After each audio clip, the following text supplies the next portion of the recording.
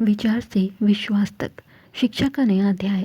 स्वागत है आपका दामोदर यूनिवर्सिटी में। From thought to believe, a new chapter of education. Welcome to Damodar university. Hey everyone, मैं स्मृति शाह, आपकी डिजिटल मेंटर। आज की क्लास में हम अपने चैप्टर 5 लाइफ प्रोसेसेस, इसके जो हमारे एग्जाम्पलर बुक है, एग्जाम्पलर बुक में जो क्वेश्चंस हैं उनके सॉल्यूशंस को देखेंगे। तो देखते हैं क्या क्वेश्चंस हैं। फर्स्ट क्वेश्चन कहता है, which of the following statements about the autotrophs is incorrect. तो इनमें से कौन सा ऑटोट्रॉप के बारे में इनकरेक्ट है। तो ऑटोट्रॉप्स क्या होते हैं? Those organism which can make their own food from inorganic substances like carbon dioxide and water in the presence of sunlight are called autotrophs. All green plants are the examples of autotrophs. तो autotrophs क्या क्या होते हैं? वैसे animals, वैसे organism जो कि अपना फूड इनऑर्गेनिक सब्सटेंसेस के हेल्प से खुद बनाते हैं। इनऑर्गेनिक सब्सटेंसेस कौन है? कार्बन डाइऑक्साइड, वाटर और साथ में सनलाइट के प्रेजेंट में अपना खाना स्वयं बनाते हैं, उसे हम ऑटोट्रॉप कहते हैं। तो ऑटोट्रॉप की कैटेगरी में सभी ग्रीन प्लांट्स आते हैं। तो यहाँ पर जितने ऑप्शंस दिए गए हैं इनमें से आपको इनकरेक्ट चूज़ करना है। तो यहाँ पर जो फर्स्ट ऑप्शन है, they synthesize carbon dioxide from carbohydrate from carbon dioxide and water in the presence of sunlight, this one is correct. They store carbohydrate in the form of starch, तो starch के form में carbohydrate ये store करते हैं। They consist of first trophic level in food chains, ये भी आपका correct है। इनकरेक्ट क्या है? ऑप्शन नंबर सी आपका इनकरेक्ट है, और क्योंकि ये इनकरेक्ट है इसीलिए यही करेक्ट आंसर है आपका। ऑप्शन नंबर सी में क्या लिखा है? They convert carbon dioxide and water into carbohydrate in the absence of sunlight. तो जो फोटोसिंथेसिस का प्रोसेस होता है सनलाइट के एब्सेंस में नहीं होता है, सनलाइट के प्रेजेंस में होता है। तो ये आपका इनकरेक्ट आंसर है और इसलिए यही सही है, क्योंकि पूछा ही इनकरेक्ट था। क्वेश्चन नंबर 2 कहता है, in which of the following groups of organism food material is broken down outside the body and absorb. तो कौन सा है जो कि फूड को बाहर ही ब्रोक करता है? तो कौन सा ऑर्गेनिज्म है इसमें? तो ऑप्शन नंबर बी आपका करेक्ट होगा, east, mushroom and bread mould. यहाँ पे लिखा है, ये जो बॉडी के आउटसाइड जो फूड को ब्रेक डाउन करते हैं इनको क्या कहते हैं? सेप्रोफाइट कहते हैं। तो saprophyte obtain their food from dead and decaying organism by secreting hydrolytic enzymes over food, for example east, mushroom. तो सेप्रोफाइटिक वैसे ऑर्गेनिज्म होते हैं जो कि अपना फूड डेड और डिकेइंग ऑर्गेनिज्म से गेन करते हैं। डेड और डिकेइंग ऑर्गेनिज्म से कैसे गेन करते हैं? उनके ऊपर हाइड्रोलाइटिक एंजाइम फूड के ऊपर ये सिक्रीट करते हैं, और जब डिके हो जाता है तो फिर उसको वो कंज्यूम कर लेते हैं। इनके एग्जाम्पल्स हैं ईस्ट और मशरूम, साथ में ब्रेड मॉल्ट था।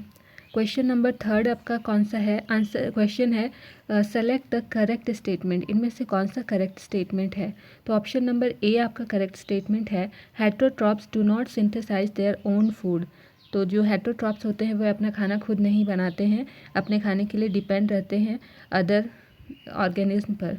तो इसका आंसर ऑप्शन नंबर ए है। लिखा है, those organism which can not make their own food from inorganic substances like carbon dioxide and water and depend on other organisms for their food are called heterotrophs. All the animals, fungi and bacteria are examples of heterotrophs. तो वैसे organism जो अपना food खुद अपना खाना inorganic substances जैसे carbon dioxide, water, इन सब की मदद से अपना खाना खुद नहीं बनाते हैं, उनको हेटरोट्रॉप कहते हैं। हेटरोट्रॉप्स कौन से हैं? जितने भी एनिमल्स हैं, फंगाई, बैक्टीरिया हो गए, ये सभी हेटरोट्रॉप के एग्जाम्पल्स हैं। क्वेश्चन नंबर 4 कहता है, which is the correct sequence of parts in human elementary कनाल। तो ह्यूमन एलिमेंट्री कनाल का जो करेक्ट सीक्वेंस है वो बताना है। तो आंसर देखने से पहले देखते हैं यहाँ क्या लिखा है। The various organs of human digestive system in sequence are mouth, oesophagus, stomach, small intestine and large intestine. तो सीक्वेंस वाइज आपको बताना था, तो यही आपका करेक्ट आंसर है, option number D, mouth, oesophagus, फिर स्टमक, स्मॉल इंटेस्टाइन एंड सबसे लास्ट में आता है लार्ज इंटेस्टाइन। क्वेश्चन नंबर 5 कहता है, if salivary amylase is lacking in saliva, which of the following events in the mouth cavity will be affected. तो कौन सा माउथ कैविटी को अफेक्ट करेगा? तो ऑप्शन नंबर बी करेक्ट है, starch breaking down into sugar.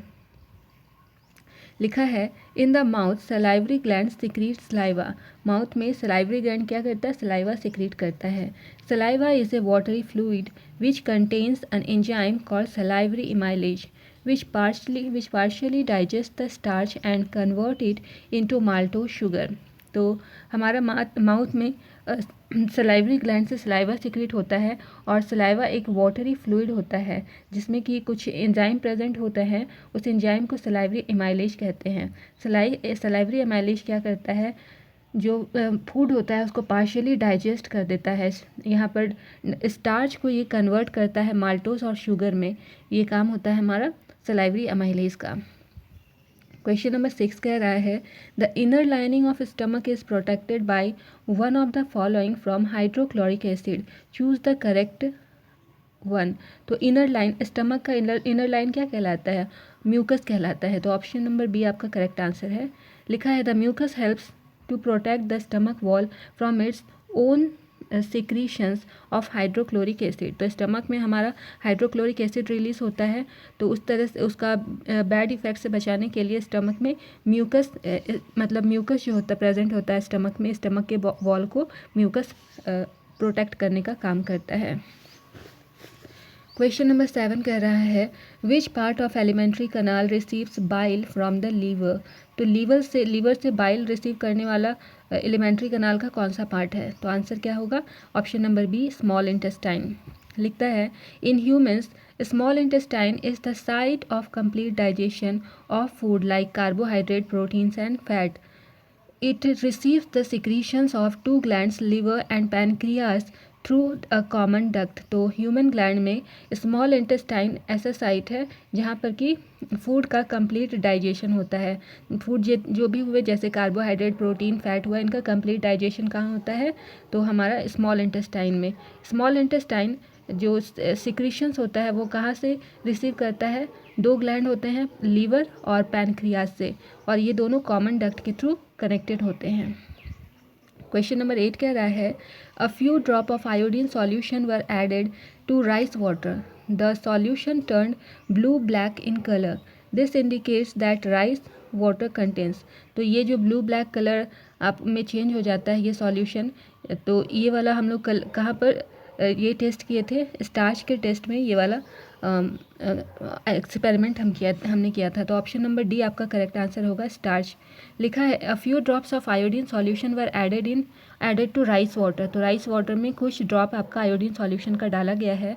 The solution turn blue black in colour, उसके बाद solution का कलर उसमें डालने के बाद में ब्लू ब्लैक कलर में चेंज हो गया। This indicates that rice water contains starch because iodine turns blue black on reacting with starch. इसका मतलब क्या हो गया कि राइस वाटर जो था उसमें स्टार्च प्रेजेंट था। कैसे पता चला? क्योंकि जो आयोडीन है वो ब्लू ब्लैक कलर में चेंज हो जाता है जब वो स्टार्च के साथ में रिएक्ट करता है। क्वेश्चन नंबर 9 कह रहा है in which part of the alimentary canal food is finally digested. तो कौन से पार्ट में, एलिमेंट्री कनाल के कौन से पार्ट में फूड कम्प्लीटली डाइजेस्ट होता है? तो आंसर होगा option number C small intestine. लिखा है in humans small intestine is the site of complete digestion of food like carbohydrate, proteins and fats. It receives the secretions of two glands, liver and pancreas through a common duct. तो हमारा humans में small intestine में complete digestion होता है। जो भी food होते हैं कार्बोहाइड्रेट, प्रोटीन, फैट, इनका कंप्लीट डाइजेशन कहाँ होता है? स्मॉल इंटेस्टाइन में होता है। स्मॉल इंटेस्टाइन जो है इनको दो ग्लैंड से रिसीव करता है। दोनों ग्लैंड कौन सा है?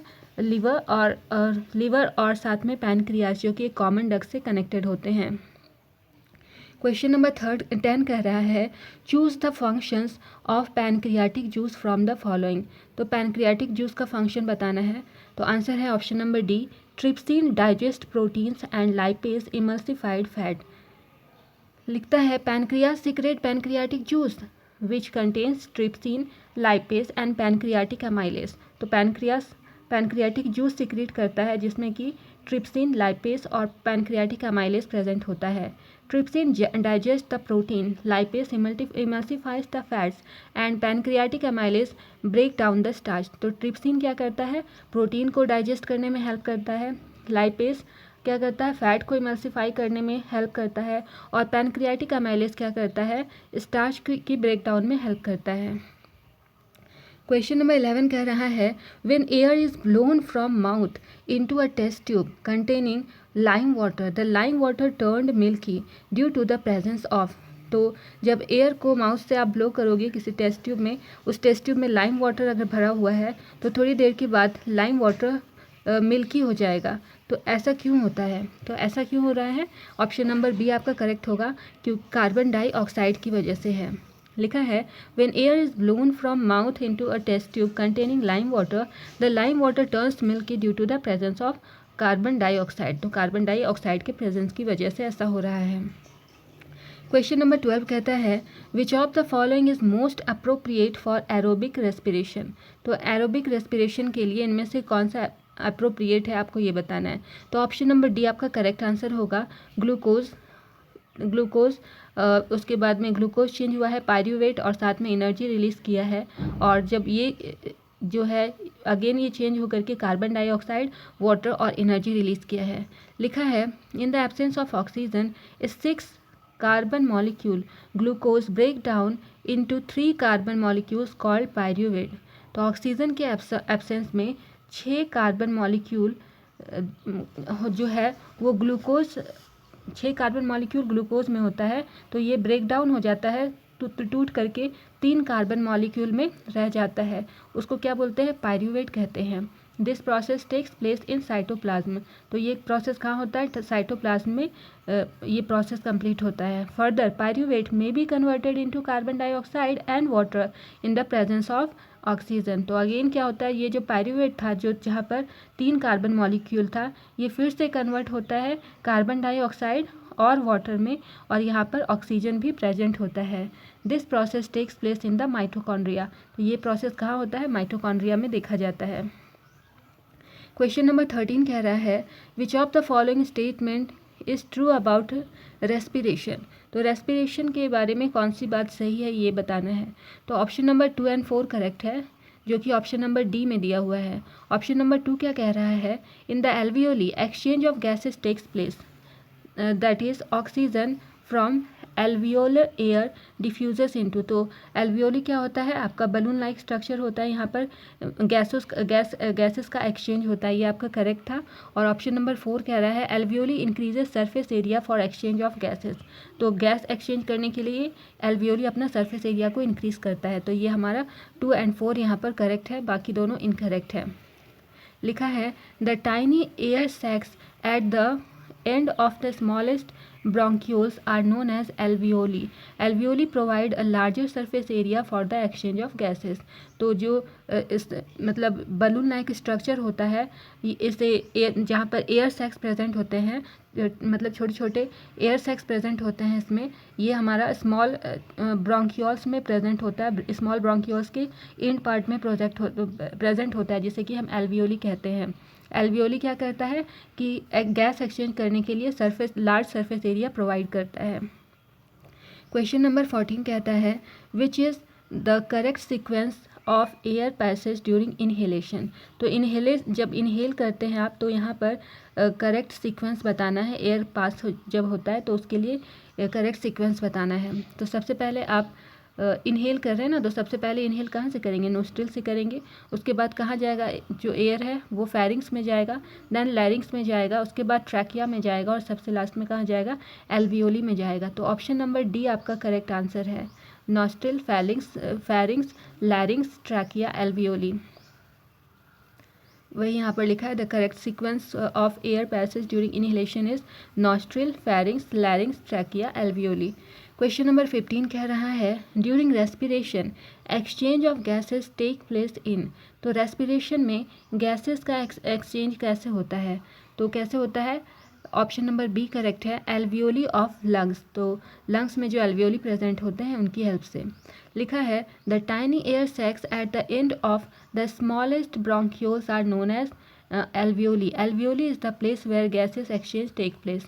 तो जो टाइनी एयर सैक प्रेजेंट होता है, कहाँ प्रेजेंट होता है?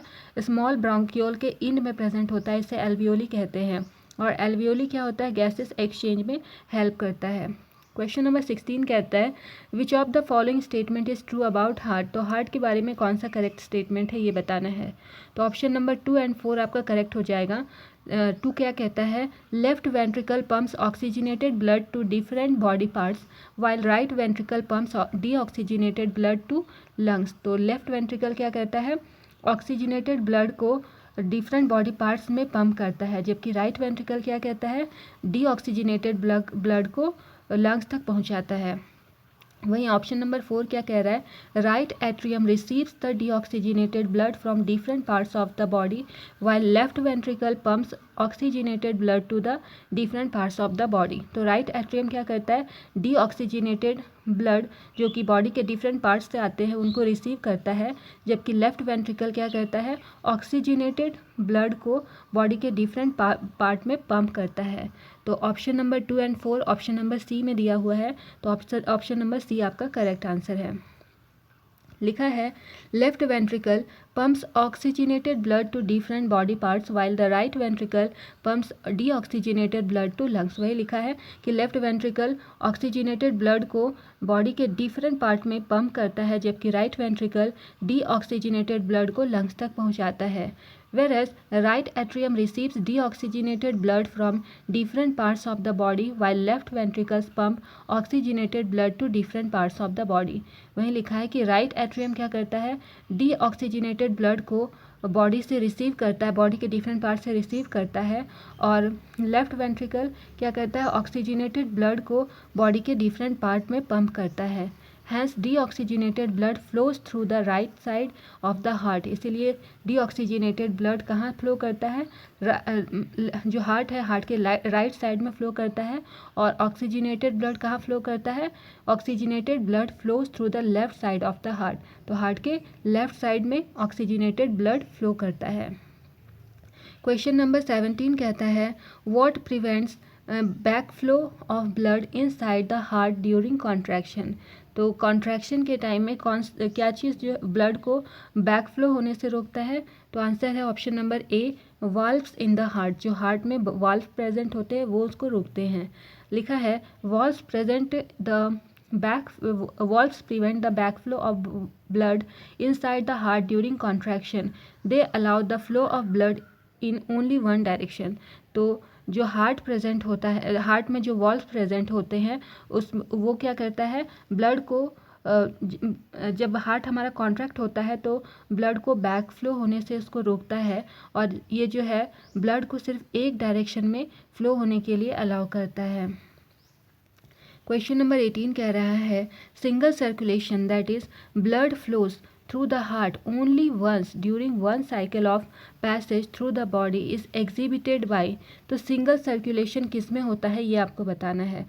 जो अभी ह्यूमन में क्या होता है कि डबल सर्कुलेशन होता है, जो ब्लड होता है 2 बार हार्ट में जाता है और उसके बाद पंपिंग होता है। तो लेकिन सिंगल सर्कुलेशन किस में होता है ये आपको बताना है। तो ऑप्शन नंबर बी आपका करेक्ट होगा, हिप्पोकैम्पस, एक्सोकोइटस और साथ में है एनेबस। लिखा है single circulation is found in fishes. तो जितने भी फिशेस की फैमिलीज के होंगे वो सभी सिंगल सर्कुलेशन शो करेंगे। तो सिंगल सर्कुलेशन फिश में पाया जाता है।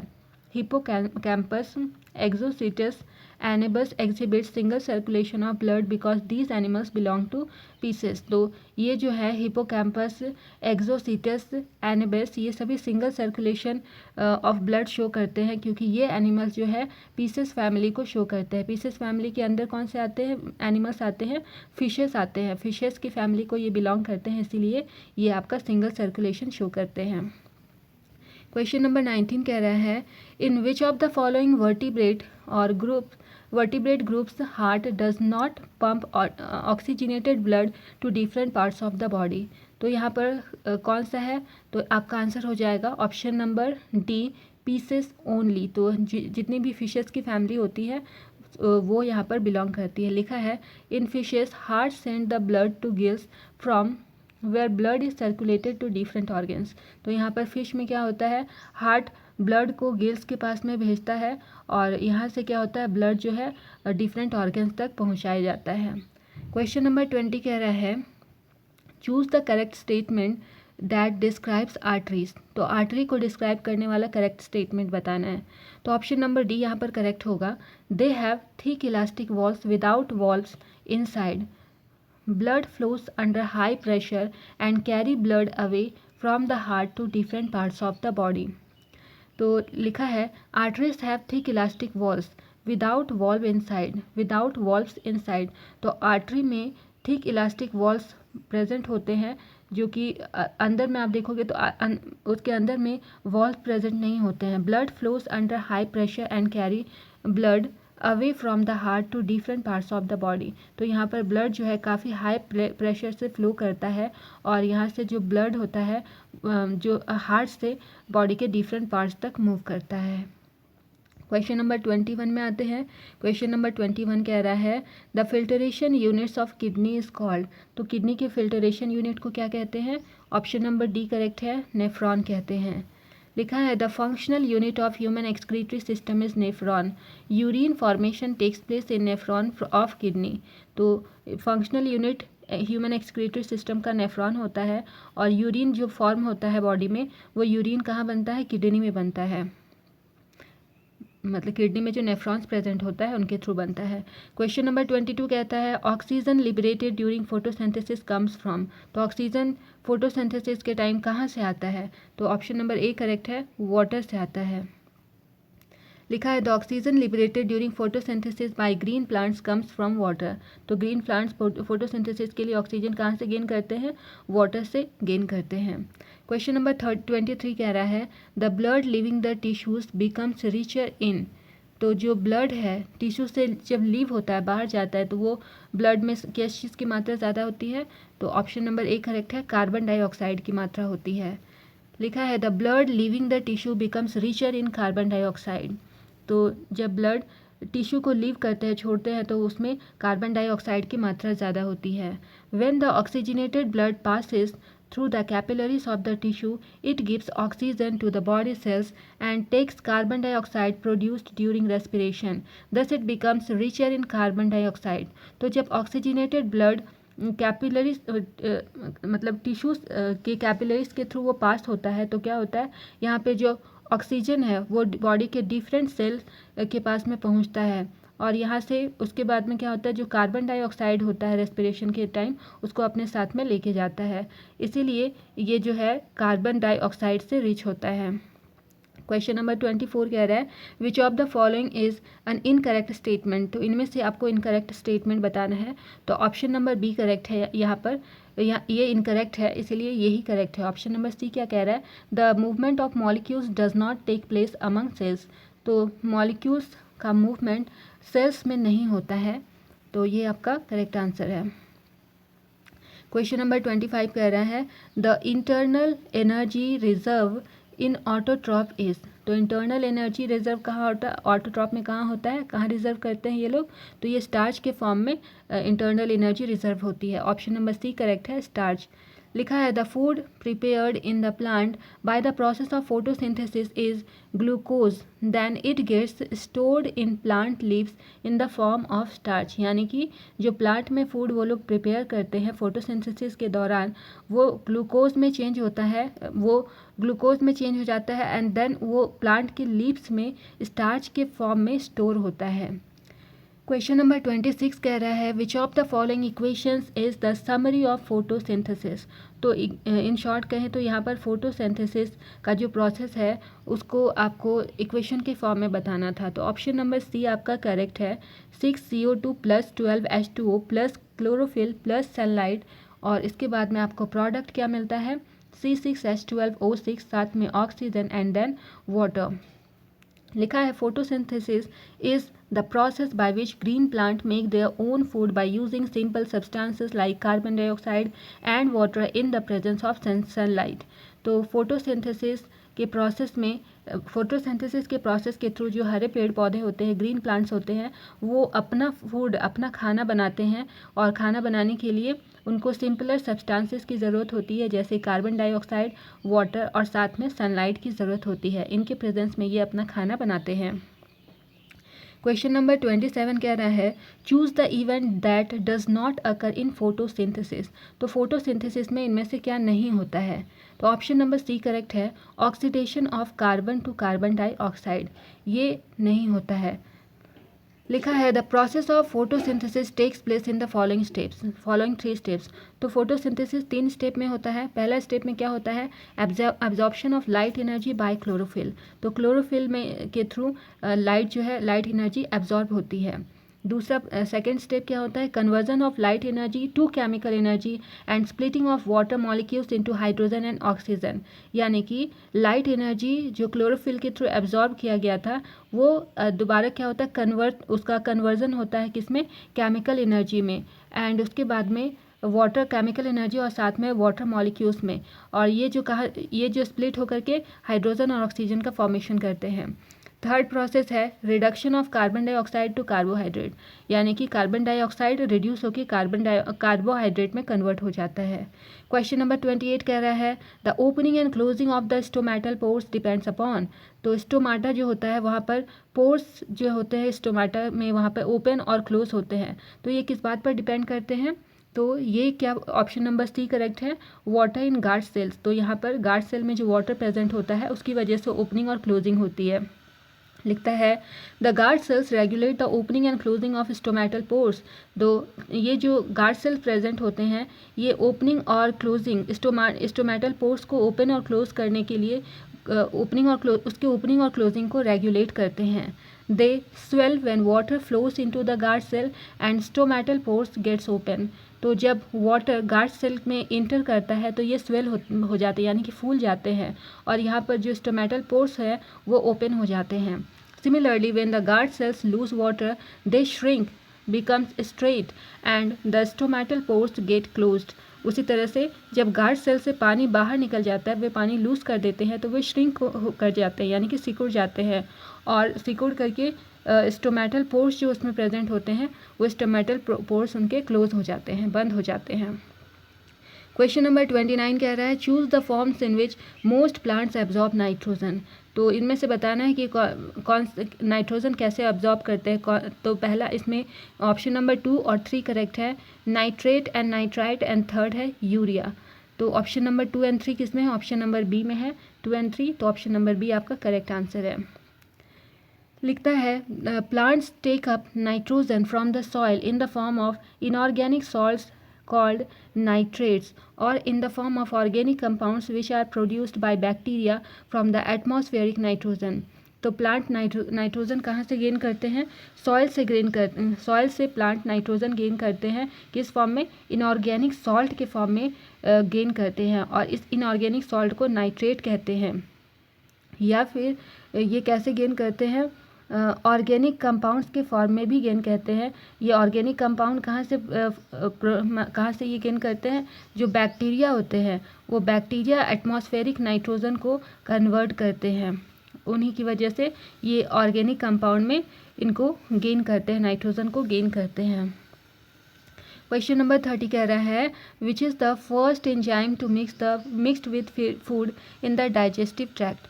तो सबसे पहला एंजाइम कौन सा है जो फूड जब डाइजेस्ट होने जाता है तो डाइजेस्टिव ट्रैक्ट में सबसे पहला एंजाइम कौन मिलता है? तो सबसे पहला एंजाइम कौन है? पेप्सिन है। ऑप्शन नंबर ए करेक्ट है। तो लिखा है saliva is a watery fluid which contains an enzyme called salivary amylase. Salivary amylase acts on starch and breaks down it into sugar. तो सलाइवरी ग्लैंड से हमारा जो सलाइवा है ये सीक्रीट होता है, और यहाँ से कि मतलब सलाइवा जो है ये एक वाटरी फ्लूइड होता है जिसमें कि एक एंजाइम प्रेजेंट होता है। इस एंजाइम को सलाइवरी एमाइलेज कहते हैं। सलाइवरी एमाइलेज जो है ये स्टार्च पर एक्ट करता है और इसको शुगर में तोड़ने का काम करता है। क्वेश्चन नंबर 31 कह रहा है which of the following statement are correct. इनमें से कौन सा स्टेटमेंट करेक्ट है? तो ऑप्शन नंबर 1 एंड 4 करेक्ट है। ऑप्शन नंबर 1 कह रहा है pyruvate can be converted into ethanol and carbon dioxide by yeast. और ऑप्शन नंबर 4 कह रहा है fermentation is from the anaerobic respiration. तो फर्मेंटेशन एनारोबिक रेस्पिरेशन से होता है, ये सही है। और पायरूवेट जो है ये इथेनॉल और कार्बन डाइऑक्साइड में ईस्ट के द्वारा कन्वर्ट किया जाता है, ये दोनों करेक्ट है। तो 1 और 4 ऑप्शन नंबर सी में दिया है, तो ये हमारा ऑप्शन नंबर सी करेक्ट हो जाएगा। लिखा है fermentation is a form of anaerobic respiration. Pyruvate can be converted into ethanol and carbon dioxide by yeast during fermentation. तो फर्मेंटेशन एनारोबिक रेस्पिरेशन का एक फॉर्म है, एक तरीका है जहाँ। और पायरूवेट की बात करें तो पायरूवेट कन्वर्ट होता है इथेनॉल और कार्बन डाइऑक्साइड में, और ये इसको कन्वर्ट कौन करता है? ईस्ट करता है। ईस्ट इसको कन्वर्ट करता है फर्मेंटेशन के प्रोसेस के दौरान। क्वेश्चन नंबर 32 में आते हैं, कहता है lack of oxygen in muscles often leads to cramps among cricketers, this results due to. तो oxygen, lack of oxygen, muscles में लैक ऑफ ऑक्सीजन हो जाता है जब किसी क्रिकेटर्स को क्रैम्प्स आते हैं, तो ये क्यों होता है? तो आंसर है option number D correct answer है, conversion of pyruvate to lactic acid. तो यहाँ पर पायरूवेट जो है ये लैक्टिक एसिड में बदल जाता है, इसीलिए यहाँ पर क्रैम्प्स हो जाते हैं, यानी कि लैक ऑफ ऑक्सीजन हो जाता है। लिखा है due to the lack of oxygen anaerobic respiration takes place in the human muscles that leads to conversion of pyruvate into lactic acid which leads to muscle cramps। तो oxygen की कमी की वजह से जो एनारोबिक रेस्पिरेशन होता है, जहाँ पर जो ह्यूमन मसल्स में human muscle leads to conversion, human जो मसल्स हैं यहाँ पर जो पायरूवेट है, ह्यूमन मसल्स में जो पायरूवेट प्रेजेंट होता है ये लैक्टिक एसिड में कन्वर्ट हो जाता है, जिस वजह से मसल्स में क्रैम्प पड़ जाते हैं। क्वेश्चन नंबर 33 कह रहा है choose the correct path of urine in our body. तो करेक्ट पाथ आपको चूज़ करना है। ऑप्शन नंबर सी करेक्ट है, किडनी है, किडनी से फिर यूरिन कहाँ जाता है? यूरेटर में, देन यूरिनरी ब्लैडर में जाता है और सबसे लास्ट में यूरिथ्रा में जाता है। लिखा है urine formation takes place inside the kidney. तो यूरिन कहाँ फॉर्म होता है? किडनी के अंदर फॉर्म होता है। Ureter carries urine from kidneys to bladder. Ureter urine को किडनी से ब्लैडर में लेके जाता है। Bladder stores the urine temporary. उसके बाद ब्लैडर क्या करता है? यूरिन को टेम्पररी फॉर्म में उसको स्टोर करके रखता है। Then the urine is discharge out of the body through urethra. और सबसे लास्ट में क्या होता है? यूरिन बॉडी से बाहर निकाल दिया जाता है। कैसे निकाला जाता है? यूरिथ्रा की हेल्प से निकाला जाता है। क्वेश्चन नंबर 34 कह रहा है during deficiency of oxygen in tissues of human beings pyruvic acid is converted into lactic acid in. तो पायरूविक एसिड लैक्टिक एसिड में कहाँ पर कन्वर्ट होता है? तो कहाँ कन्वर्ट होता है? In the absence of oxygen pyruvic acid is converted into lactic acid in the cytoplasm of the cell. तो कहाँ पर कन्वर्ट होता है? साइटोप्लाज्म। ऑप्शन नंबर ए आपका करेक्ट हो जाएगा, साइटोप्लाज्म। तो ये थी हमारी आज की क्लास। यदि कोई भी डाउट हो तो आप हमारे DU के कमेंट सेक्शन में अपना सवाल ज़रूर पूछें। मैं हर एक लर्नर को रिप्लाई देने की कोशिश करूँगी। Okay then, keep learning, keep growing only at DU। मिलते हैं अगली क्लास में। Bye bye.